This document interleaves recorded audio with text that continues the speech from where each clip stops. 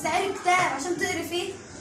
الحمد لله انا مركزه قوي في كتب مدرستي وماشيه في المنهج تمام التمام، لكن المكتبه دي عندي حاجه تانية خالص، متعه كبيره قوي. انا بعشق الكتب وخاصه القصص والروايات، وكل اسبوع اروح استعير من المكتبه كتاب واقرا فيه واستفيد منه معلومه. وطبعا الكتاب ده بيعطلك عن المذاكره وعض قصص وكتب وقصص وحواديت وانسى العربي والعلوم والانجليزي والرياضه.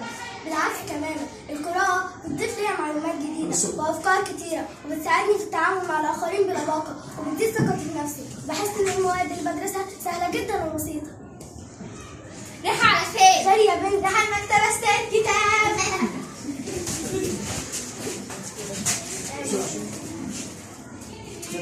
المكتبة من أهم المعالم اللي في العالم لدى التقدم الحضاري الثقافي لدى الشعوب العالم. المكتبة كنز المعلومات اللي بيحكي تراث الأمة وبلدها.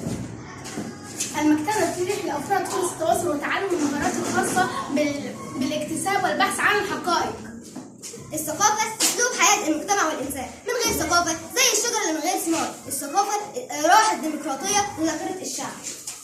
الثقافة هي الشيء اللي بيبقى معاك لما بتنسى كل اللي اتعلمته في المدرسة. الأم هوية والهوية ثقافة والثقافة دين وإنسان ووجدان.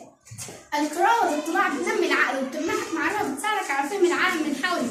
المكتبة بتتيح القراءة والاطلاع بتنمي العقل وبتمنحك معرفة بتساعدك على فهم العالم من حولك، وبتحافظ على نشاط عقلك، وبتعزز كمان قدرتك على الإبداع والابتكار. العقل بينور العلم النافع في كل المجالات ويصبح زي الشمعة اللي بتنور لصاحبها في الظلام.